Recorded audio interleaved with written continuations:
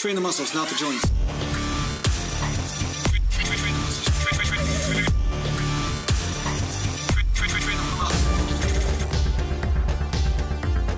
Welcome back to Natural Bodybuilding Mountain. And today I'm going to talk to you a little bit about rep speed. Now, I've done a number of videos on this subject, but it's a question that I get over and over again. And one of the things I want to talk about is, first of all, how different people do seem to respond differently. Sometimes you'll have people do something that is, let's just say, a foundational agreement about bodybuilding. You know, they do some technique or some exercise that seems to work for 90% of people, and then that technique doesn't work for them. It's like they have to do something just a little bit different. So, case in point, back in the day, I knew a guy who had a lot of natural bodybuilding development. He was a drug-free athlete, and he exclusively did slow repetitions in his training.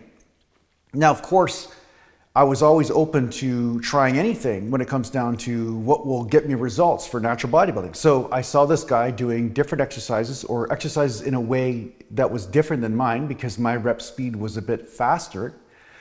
So I started to do exclusively slow reps for a period of a month or two. I started to just really accentuate that eccentric part of the movement. So, 3-4 seconds down and then 1 or 2 seconds up. And I really was exaggerating this just like he would. And at first I got really sore. At first it was like, oh wow, something's really happening here. The muscles are getting stimulated, I'm getting sore. But after a while I started to notice, because I had to use lighter weights in order to accomplish these types of reps, right? I couldn't use any momentum or anything. It was super strict. What I noticed was that I started to lose size. And this didn't make sense because this other guy was built like a tank, and I was like not necessarily responding the same way he was. So I started to realize is that there's an ideal rep speed for each person based on their fast twitch to slow twitch fiber ratios.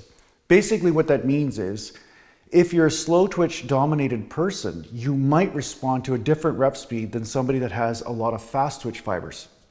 Now, before you go crazy trying to analyze which one you are, what I'm going to say is that there's a general tendency for the speed of the rep to contribute to overall muscle mass gains.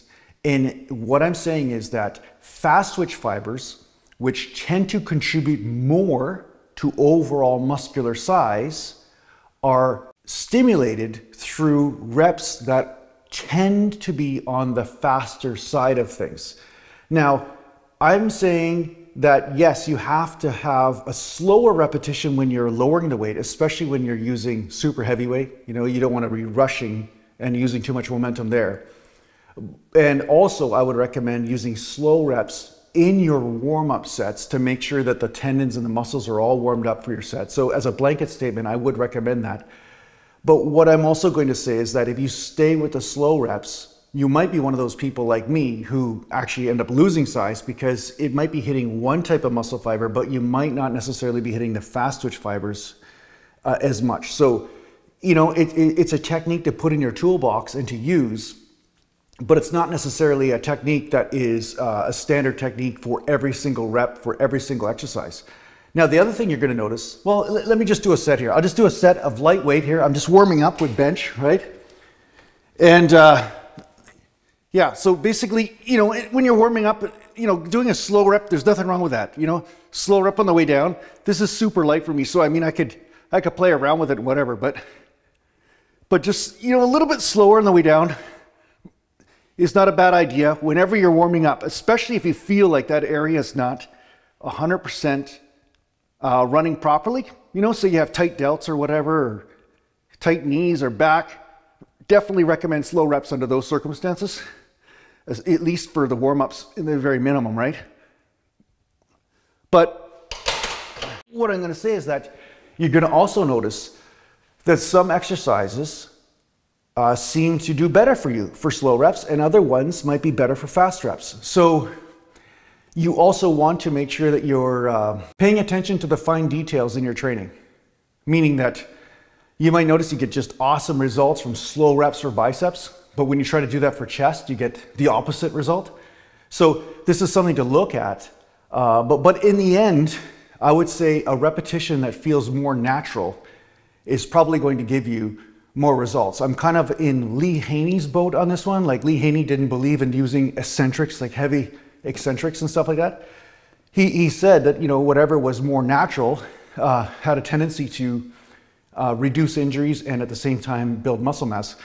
I do agree to a point with what feels natural, you know, what's a natural way that the body moves is going to have a greater tendency for you to put on muscle mass. Now, that said, what feels natural is going to be relative.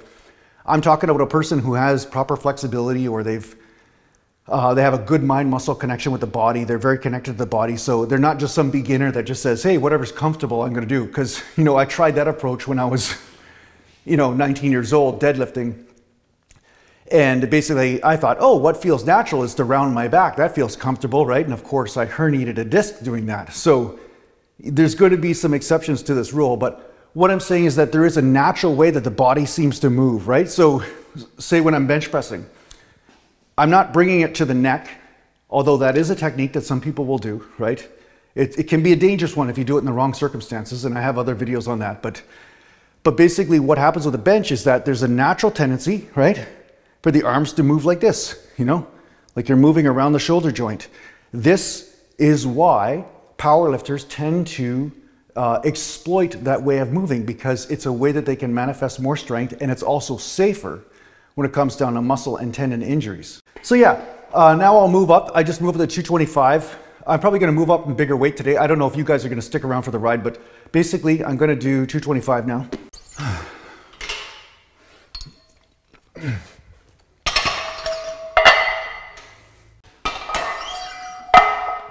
Now, because I respond to more medium or faster reps, you'll see me do the first couple reps a little bit slower, and then I'll start to speed them up sometimes, especially when I'm doing, you know, weight that's a bit lighter. Like 225 is a bit lighter weight for me. It's not like heavy weight. So that's another reason why I'll pump those reps. It feels like I can get more, let's just say a fast twitch fiber dominant sort of workout out of it. But you have to know that if I feel tweaked or weird in any way, shape or form, then definitely that's a slow rep workout. I'm not worried about whether I lose reps. Then I'll do slower weight or slower reps, lighter weight, and really be careful around any of those sensitive areas, right? So you always have to take into account what is happening in that moment. And in the end, don't worry so much whether you have the perfect rep speed or not. You know, in the end, whatever you're doing that stimulates the muscle and takes that to failure is going to have some sort of positive result. You know, and just by doing that or experimenting safely and not getting injured, eventually you will find out what is the right thing for you. But the truth is, you just don't want to get injured. That's the thing. So whatever prevents injury is going to be the best thing for you to stick to for the most part. And then at some point you can start easing into heavier weight. Kind of like when people warm up, right? They're being careful. They're warming up their muscles, finding that perfect groove. And then what happens? They start to feel comfortable, the body feels good, and then they can move into heavier weight comfortably, but they're not forcing it, you know what I'm saying?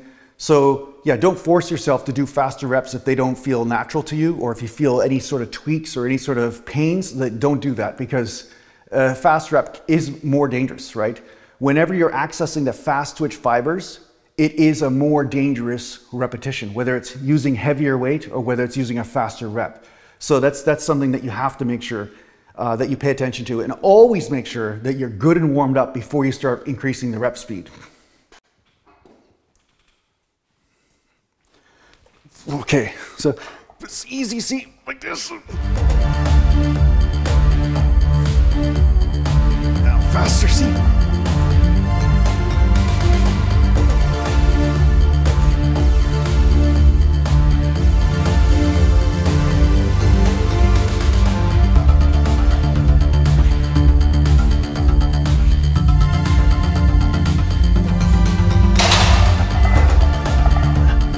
And there you go, see, faster reps there. I do a couple slower ones, and then I start to speed up as I feel better, right? But one could argue, you know, do 2, 3 warm-up sets, slow reps, and then start to move into the faster reps if you want, if that's appropriate for you. So yeah, I hope this helps out in your training. I hope this gives you a little bit of an answer about fast reps versus slow reps. If you need to get hold of me, just go to naturalgalantbodybuilding.com, and thanks to the Patreon supporters, and take care for now. Mountain.